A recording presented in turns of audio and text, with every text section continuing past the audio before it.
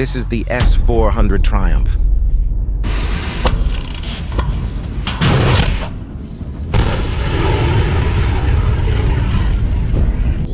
An air defense system considered by Russia to be the most lethal in the world.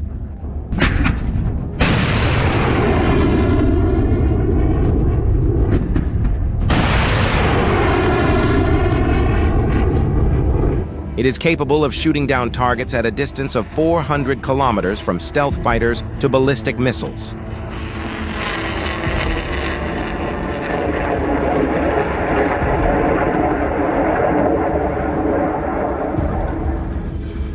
In theory, it was supposed to be an almost impenetrable shield. And it was supposed to protect Russia's most valuable assets. But things have changed a lot since the war began. Ukraine has been using impressive tactics to hunt down and destroy these systems that were once considered invincible.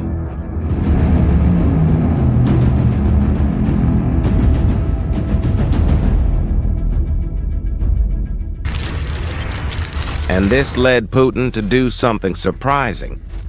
He turned to Turkey. Yes, you heard that right.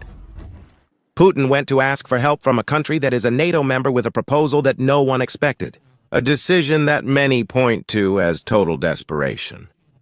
To understand this completely bizarre situation, I need to tell you a story that is one of the strangest in modern geopolitics. Ukraine. Think about what I said earlier. What the hell? Turkey, a NATO country, had Russian defense systems in the first place. This story begins in 2017 when Turkey did something that left the whole world stunned. Erdogan, the Turkish president, announced that he would buy the S-400 systems from Russia for $2.5 billion. Now consider how the United States reacted when they learned about this. It was as if your best friend decided to buy a car from your worst enemy, knowing that this would ruin your friendship. I know that many of you must be wondering right now, but why would Turkey do something like that? The answer lies in more than 20 years of accumulated frustrations with the United States. Since the 1990s, Turkey has been desperately trying to buy modern air defense systems. Its American equipment, Nike and Hercules, was literally from the Cold War era and was completely obsolete. In other words, they were defending their entire country with 1960s technology. The Gulf War of 1991 brutally exposed this vulnerability. Iraqi Scud missiles could easily reach Turkish territory, and Turkey had virtually nothing to defend itself. For years and years, Turkey begged to buy American Patriot systems. But every time it came to the negotiating table, the American government did the same thing. It denied the transfer of technologies that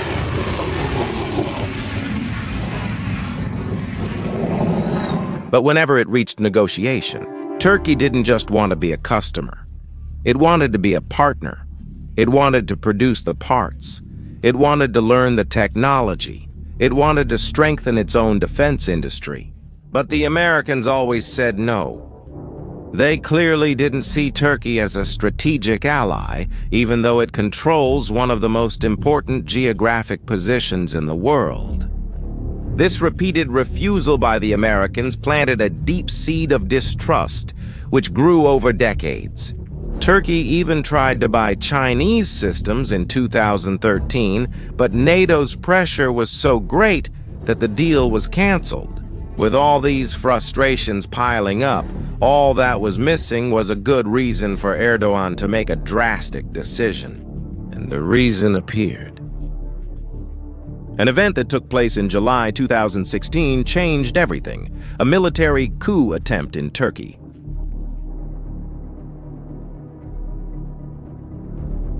And here's the crucial detail that many people don't know. The people who tried to overthrow Erdogan were connected to the Turkish Air Force, using American F-16 fighter jets.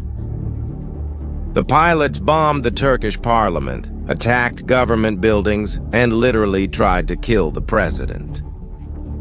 Imagine what that did to Erdogan's mind. He began to suspect that the Americans might have been involved in the coup. And even if they weren't, a terrible question remained in his mind. What if the Americans wanted to overthrow me again? And what if you only have American defense systems? And what if the Americans want to attack you, or side with those trying to overthrow the government? In that case, they can simply shut those systems down remotely. During a crisis, Turkey would be completely defenseless.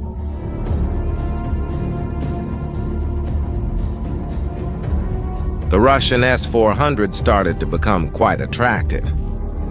After all, it wasn't integrated into NATO. No one except Turkey could control it. It was like an insurance policy against its own allies. Do you know what's even more ironic about this? The Russian system was specifically designed to shoot down planes like the F-16. Erdogan was literally buying a weapon to protect himself from the same aircraft that tried to kill him in 2016. When Erdogan finally announced the decision to buy the S-400, the American warnings intensified dramatically. The United States made it absolutely clear that there would be severe consequences. But as you will see, Erdogan did not listen. And this decision cost Turkey dearly. When the first S-400 battery arrived on Turkish soil in July 2019, the Americans acted immediately. The first consequence was devastating. Turkey was expelled from the F-35 fighter jet program, and there's a detail that makes this punishment even more severe. Look. The United States and other F-35 partners are aligned in this decision to suspend Turkey from the program and initiate the process to formally remove Turkey from the program. They wanted to buy our Patriot missile, but we wouldn't sell it. When he made the deal, he really wanted to buy it. Then he made a deal with Russia to buy their system, even though he didn't want it.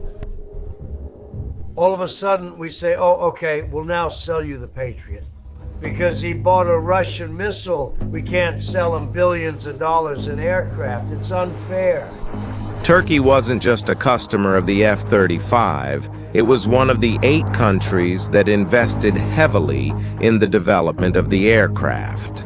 From the beginning, Turkish companies were manufacturing almost 1,000 unique parts for the world's most advanced fighter jet.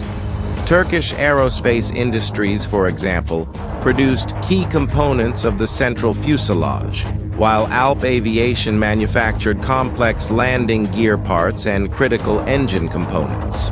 IESAS, on the other hand, was the sole global supplier of the cockpit's panoramic displays.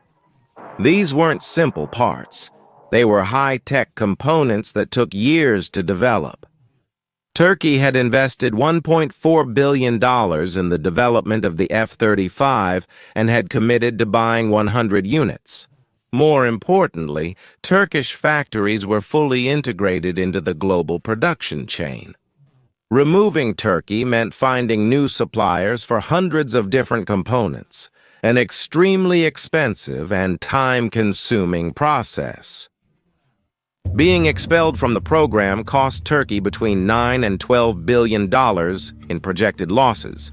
For the Americans, it cost between $500 and $600 million just to restructure the supply chain.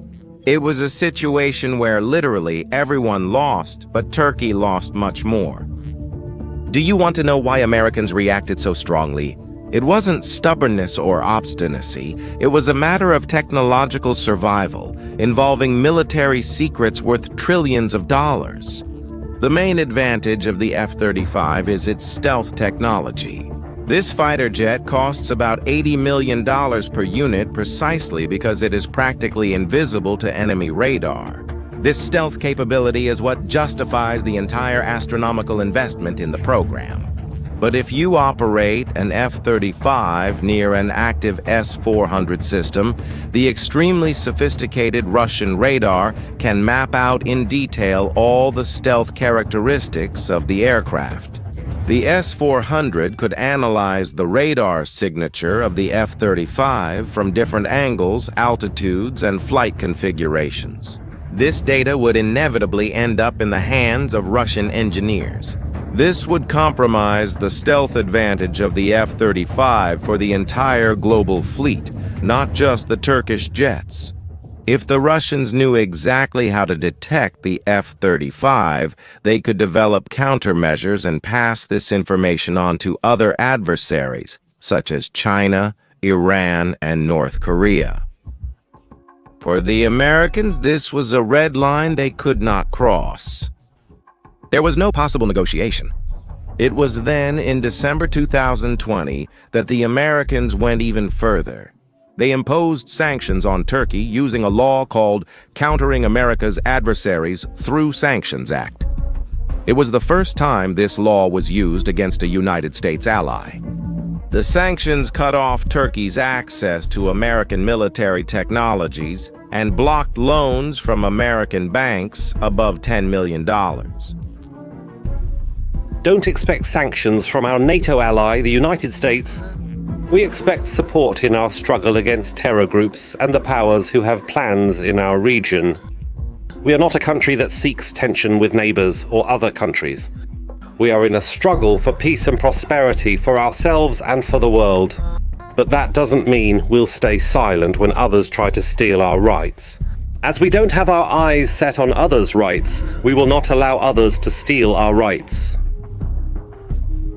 Let's pause and assess the total damage. So far, Turkey paid $2.5 billion for the S-400s, lost between $9 and $12 billion, with the expulsion from the F-35 program faced sanctions that limited its access to Western technologies and still suffered diplomatic isolation. But at least now it had the most advanced defense system in the world, protecting its territory. Not quite. Here, the story is really surreal.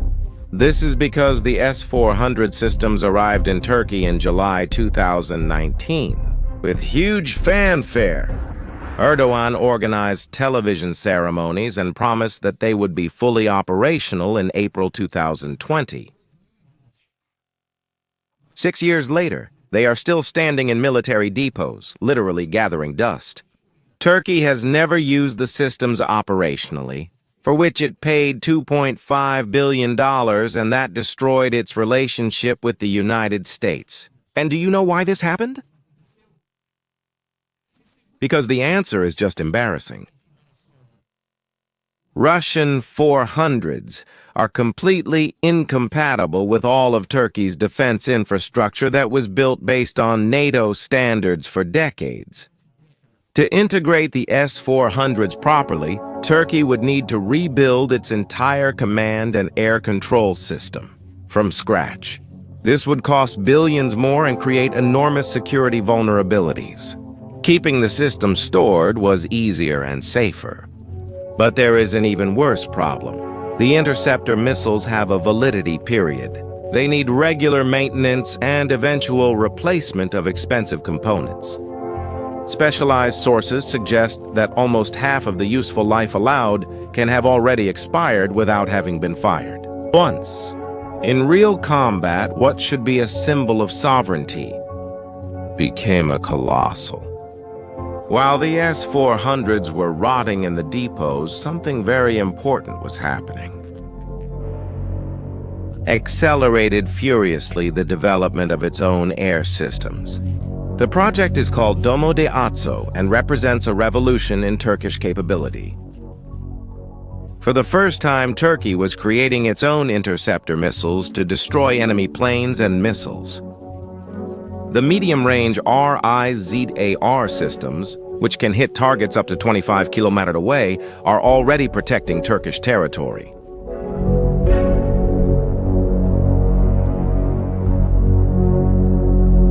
The long-range Cyper component, capable of intercepting threats over 100 kilometers away, entered into operation at the end of 2024.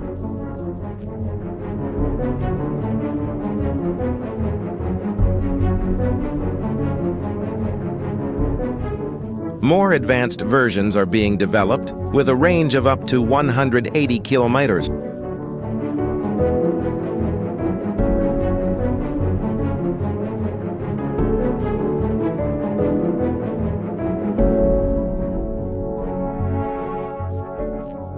These systems are compatible with NATO equipment that Turkey already had, something that the Russian 400s never managed to be, which completely changed the game.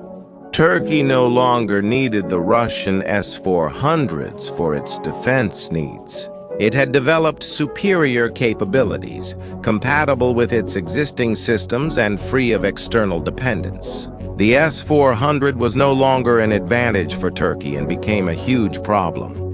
And it was in this situation that Putin had an idea that many consider. September 2025. Impressive to circulate that Russia had made a surprising proposal to the Turkish government, Putin, to buy back the very S-400 systems that had been sold 6 years before. But would Putin do something so shameful? How should you imagine? The answer is in what has been happening in Ukraine. The current situation is much worse for Russia than most people believe. This is because the Ukrainians have developed a systematic and devastatingly effective campaign to hunt and destroy the most defense systems. Using long-range drones, precision missiles, and exceptional quality intelligence, the Ukrainian forces eliminate critical components of the Russian S-400 week after week.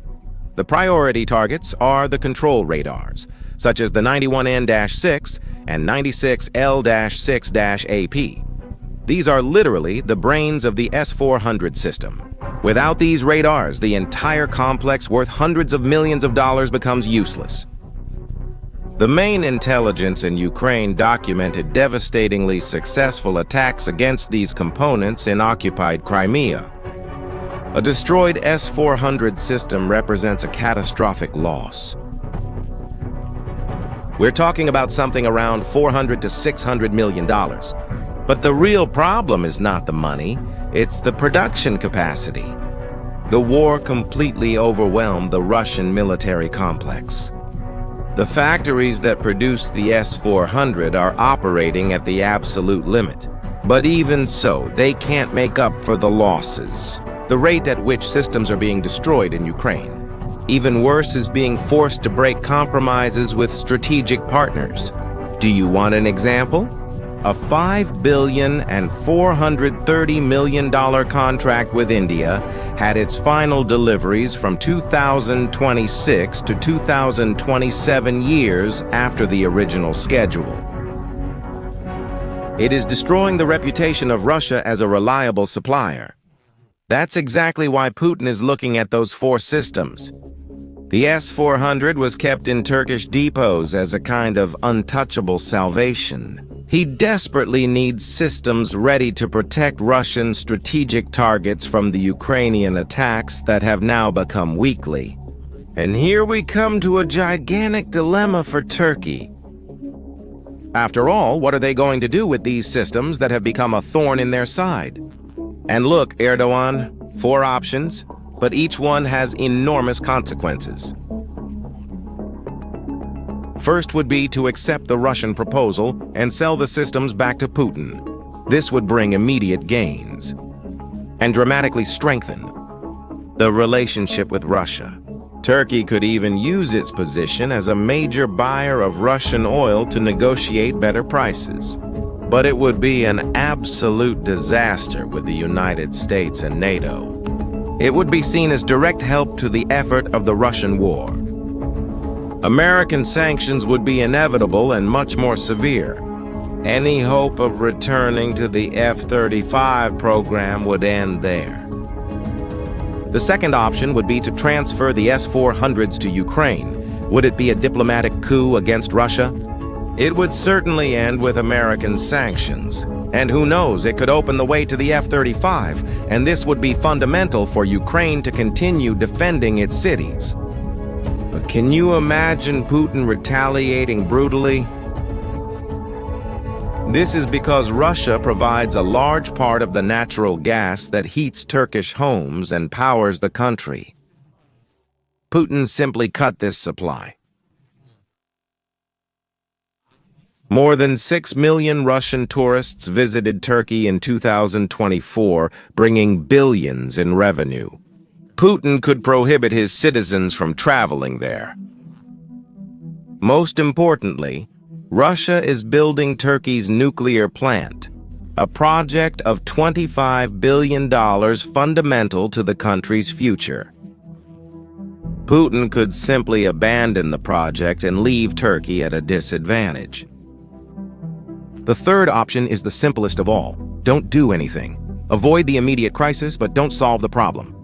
The systems continue to cost money and block reconciliation. The fourth and last option is the most sophisticated. Russia repurchases the S-400s, but redirects them to fulfill the contract with India. Everyone survives in this story. Turkey frees itself from the systems, Russia fulfills its commitments, India receives, and the United States is satisfied. Turkey will do. One thing is clear. The decision will define its relations with the superpowers for the next decade. And Putin, well, asking for his own weapons back, exposing a side of Russia that no one expected. Will Turkey help Putin? Or will it send these systems to those who can use them against him? And you, if you were in Erdogan's place, what would you do? Leave your opinion in the comments. If you like this video, don't forget to subscribe to the channel and share it with those who are also interested in geopolitics. See you next time.